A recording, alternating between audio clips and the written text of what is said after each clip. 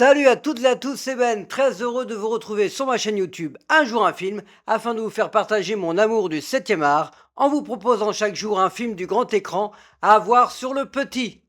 Mel Gibson est à l'honneur cette semaine, mais il y a aussi Bruce Willis, Sylvester Stallone et les autres, sans oublier coup de cœur, conseils et anecdotes. Alors c'est parti pour les films de la semaine.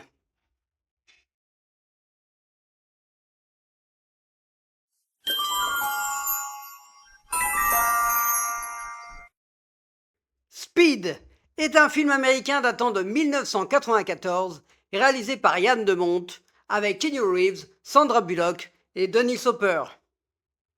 Un terroriste psychopathe va piéger un bus. Le jeune policier Jacques Traven va devoir gérer la situation. Un des films cultes des années 90. Speed va faire de Keanu Reeves une grande star hollywoodienne et c'est mérité en incarnant ce jeune flic. On est sous tension pendant presque tout le long. Beaucoup d'intensité dans ce film dont la grande partie se passe dans et autour du bus. Sandra Bullock, qui avait joué l'année précédente dans Demolition Man avec Sylvester Stallone, va aussi connaître la consécration avec ce film, en étant un élément clé de l'histoire. On retrouve également Jeff Daniels, en coéquipier de Keanu Reeves, qui fera la même année le loufoque Dumb and Dumber avec Jim Carrey. Et enfin, pour incarner le méchant, l'immense Dennis Hopper qui nous fait trembler par sa folie. Un bus qui va vous donner des sueurs froides et vous scotcher à votre fauteuil. Speed est un remake d'un film japonais intitulé Super Express 109 datant de 1975, réalisé par Yunya Sato avec Ken Takakura, l'acteur qui m'avait marqué dans Black Rain de Ridley Scott avec Michael Douglas. La différence dans la version originale, c'est un train au lieu d'un bus. Speed sur W9 à 21h10.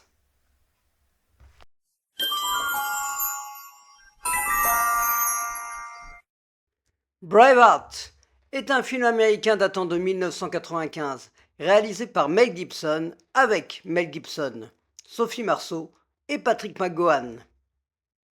La vie de l'Écossais William Wallace, héros et symbole de l'indépendance écossaise au XIIIe siècle.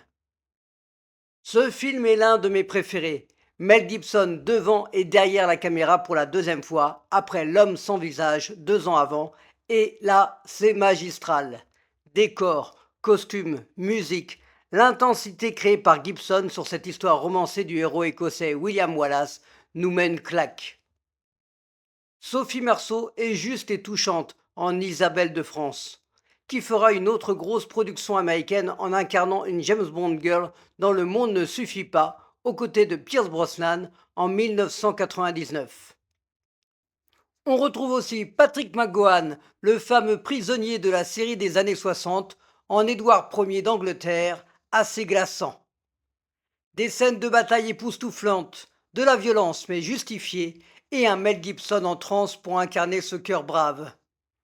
Partez pour un voyage dans les magnifiques terres d'Écosse que vous n'êtes pas près d'oublier. Braveheart va avoir de multiples récompenses, dont l'Oscar du meilleur film et du meilleur réalisateur. Braveheart sur RTL 9 à 21h.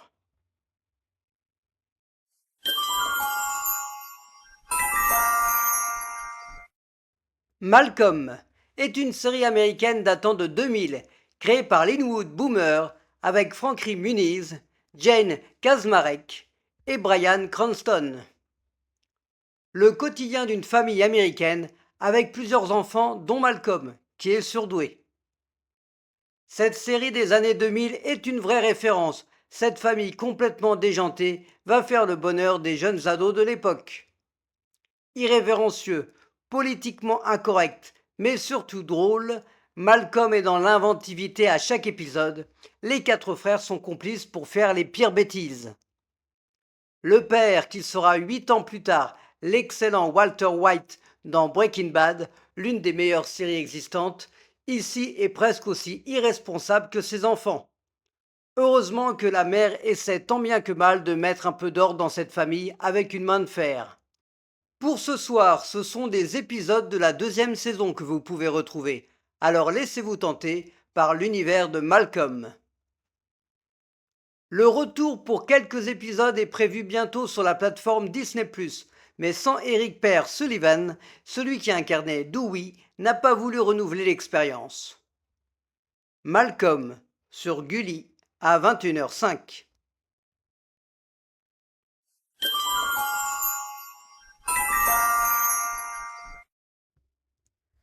L'armée des 12 singes est un film américain datant de 1995, réalisé par Terry Gilliam avec Bruce Willis, Brad Pitt et Madeleine Stowe. En 2035, la Terre est devenue invivable à cause d'un virus mortel. Un film de Terry Gilliam est toujours une expérience à part entière, et celui-ci est un exemple parfait. Le réalisateur de Brasil signe une histoire tirée du court-métrage de 1962, La Jetée, de Chris Marker. Bruce Willis, dans cette ambiance particulière, est très juste, incompris et perdu. Face à lui, Brad Pitt, qui montre son talent d'acteur en jouant cette folie de façon bluffante. Madeleine Stowe, une figure des films des années 90, comme dans Le Dernier des Mohicans de Michael Mann aux côtés de Daniel Day-Lewis en 1992, va venir en aide à Bruce en lui donnant de l'espoir avec détermination. Il faut s'accrocher avec ce film futuriste qui peut déstabiliser, mais ça vaut le coup de tenir bon. Le titre du film est inspiré du roman de Frank Baum, Le Magicien d'Oz, dans lequel le roi convainc 12 singes de devenir des soldats. L'armée des 12 singes, sur Paris Première, à 21h.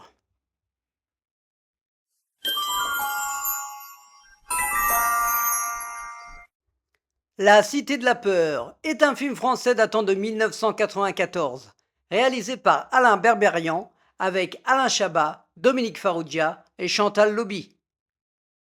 Pendant le Festival de Cannes, des projectionnistes vont trouver la mort en diffusant le film d'horreur Red is Dead. Culte, on ne peut pas dire mieux. Avec l'équipe des nuls, on savoure les dialogues ancrés dans la mémoire collective, plein de références cinématographiques, on peut le voir et le revoir sans se lasser. Alain Chabat en garde du corps, Serge Karamazov. Chantal Lobby, la réalisatrice, Odile, Odile, de Ray. Dominique Farrugia, le comédien qui est toujours content. Le commissaire Bialès, incarné par Gérard Darmon. Et sans oublier Émile, le projectionniste que Sam Kerman va jouer à la perfection.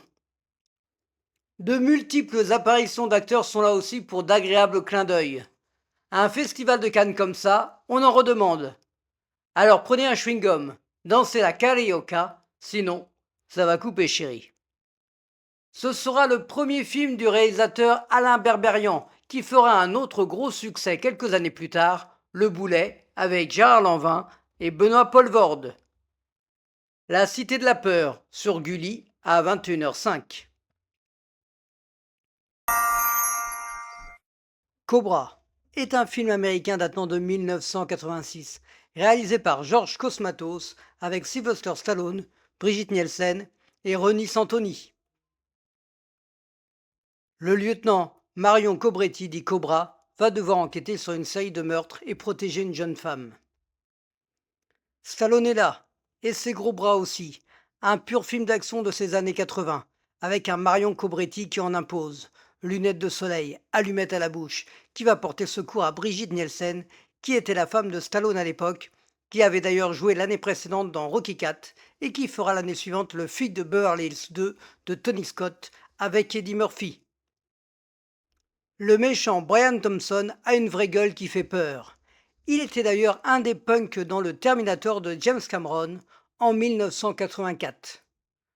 Pour épauler Cobra dans son enquête et la protection de Brigitte, on retrouve l'acteur Ronnie Santoni.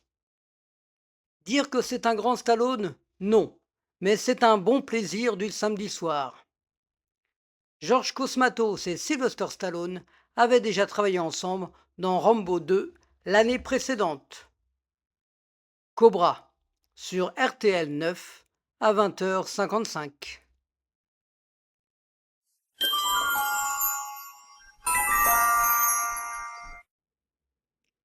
Complot est un film américain datant de 1997, réalisé par Richard Donner avec Mel Gibson, Julia Roberts et Patrick Stewart.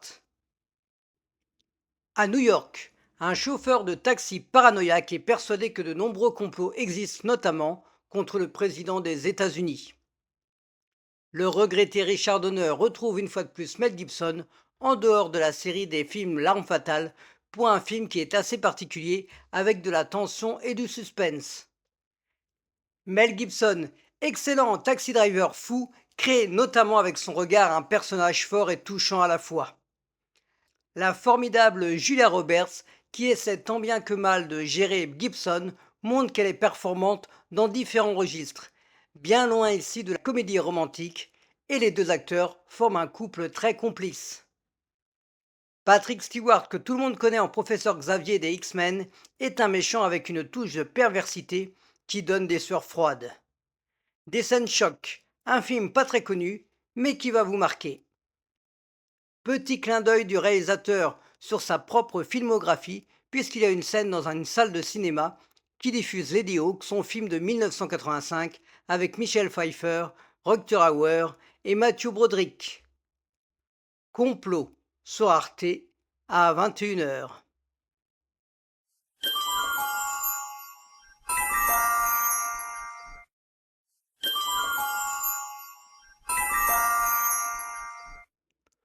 Mon coup de cœur de la semaine sera bien entendu Braveheart, un film à ne pas manquer.